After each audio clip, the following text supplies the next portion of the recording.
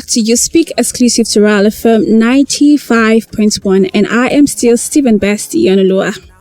Guys, it's a lot that we do not know about our African continent, and of course it's been a cheer need on the United Nations to make sure that the African countries develop, bringing up new aspirants and of course new volunteers to see to the fact that we keep going places and we keep achieving and reaching height.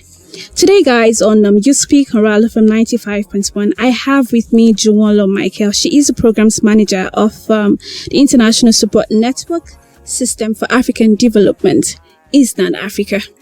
And I sat with her, and this was how the conversation went. At this moment, I'm with Juwonlo Michael. She is the programs manager for the International Support Network for African Development, Eastern Africa. How are you doing today, ma? I'm very well, thank you. It's such a pleasure to have you. It's my pleasure.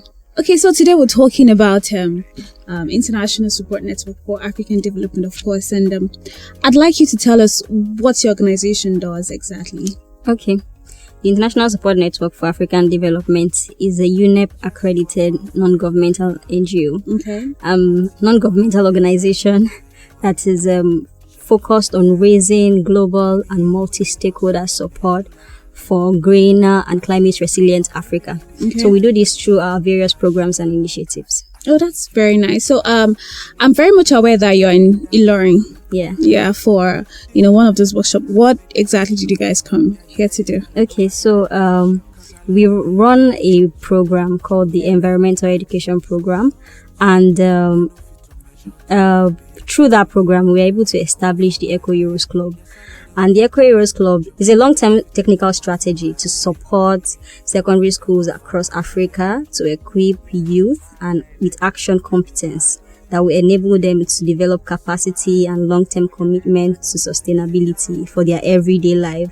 So we run an environmental education program, like I said earlier, and we began to establish EcoHeroes Clubs across various secondary schools in Africa.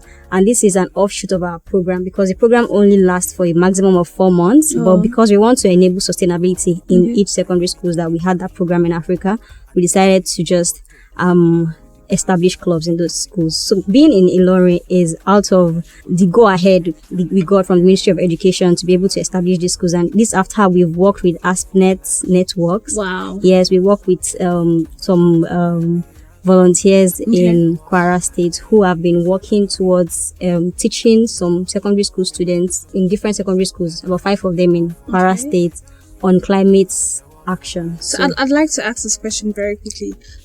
You've said collaborating with secondary school students in Nigeria, in Africa, basically.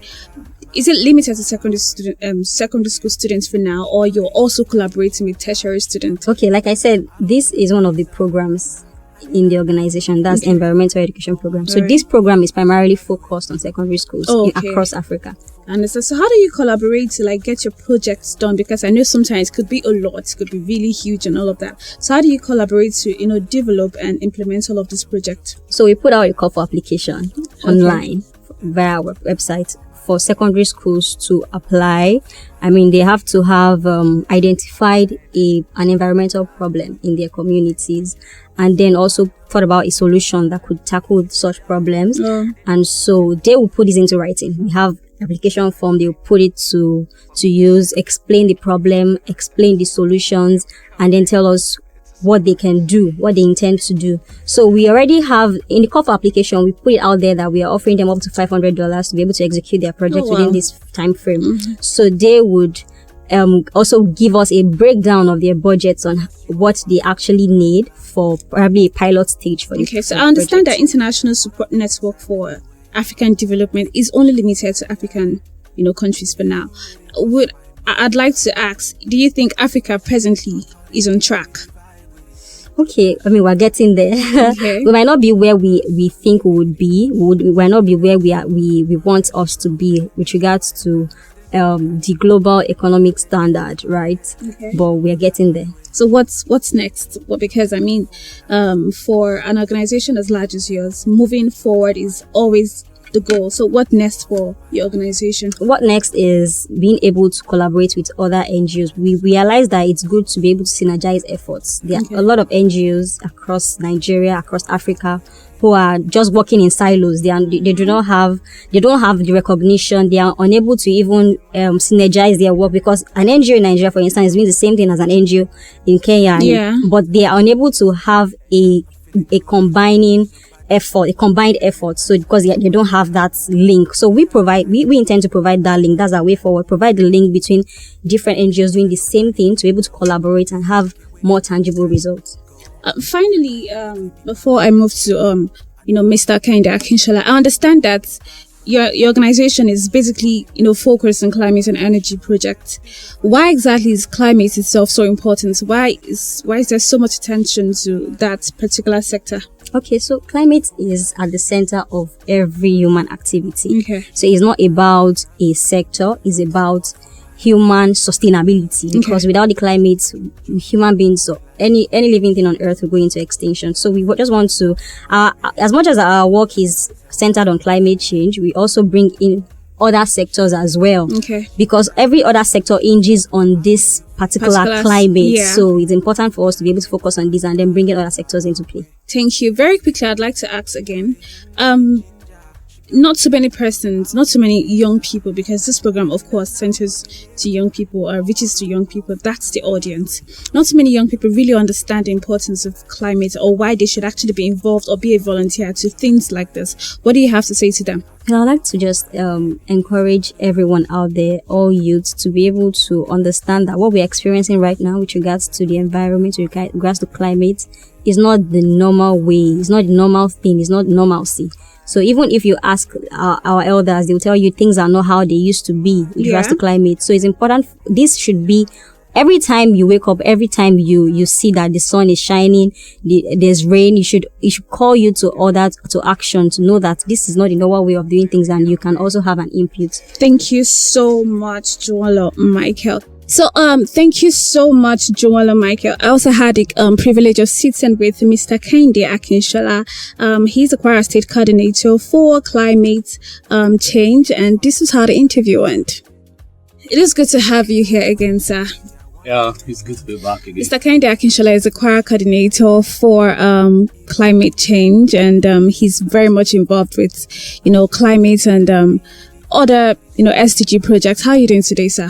I'm fine, thank you, guys. So I'm very much aware that your organization so far has been working hand in hand with eco champions and all of that. Why is this happening? Okay, thank you. I think International Support Network for Africa Development, they are just answer prayer to our request. Okay.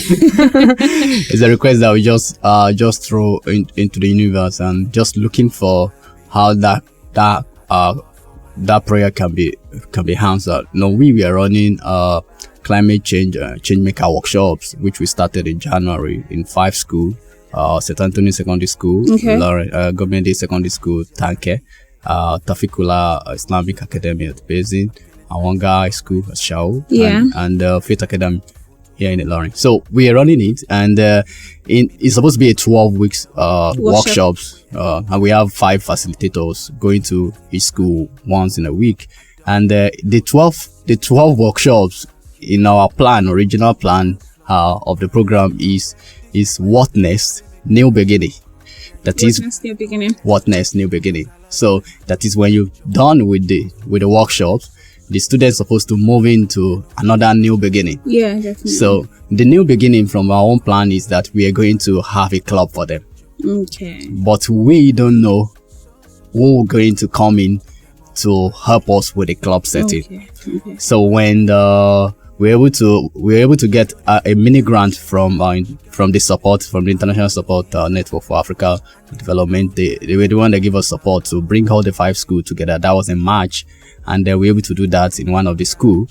And through what we did that time, the organization were impressed and they see what we have been doing with the kids. So they said they would like to come into Kwara and support the school. And now, even not supporting them, they also come to launch EcoHeroes Clubs for them. That's very interesting to note, sir. So, Mr. Kende Akinshola, I understand that this also is a very huge project, and for a while now, we've been seeing how very dutiful you've been pertaining this particular workshop. What are the challenges you face in all of this? One of the challenges will be for the student to first acclimatize what we are doing. So them. Not all the time they get to really embrace you, or no, for the beginning, they are used to their time. Okay. So now the school gave us 30 students in the school. Now those 30 students, when other students they were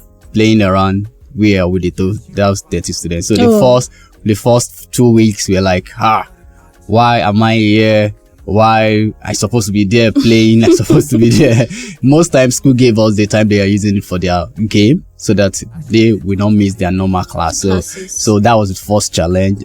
As the time goes on, when the students now see the benefit and the knowledge they are gaining from the workshops. So very well, then you would say that the aim is being, the aim is being reached.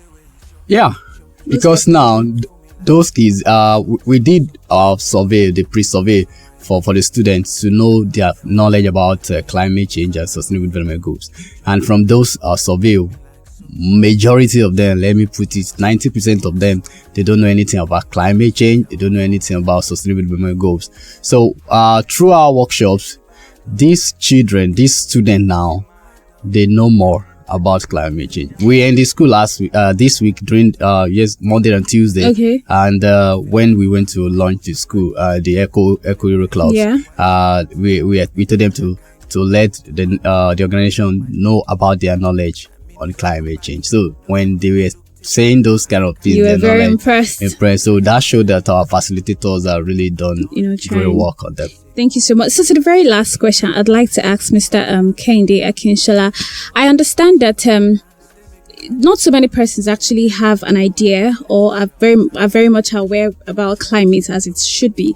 How do you expand your moves? Do you leave it to the rural, schools, or do you go into the interior? Do you just, focus on the urban schools around the your environment, or do you actually go interior? Okay, climate changes affect everyone. Okay. So both the urban and the rural. So what we did was that we used the 5 school as a pilot school.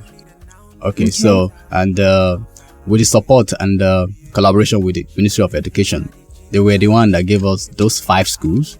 And those 5 schools cut across, I think, 3 local governments out of the 16 local governments in Kwara State. So with the success that we're able to achieve with this 5 school, so there is possibility of us expanding into all other schools.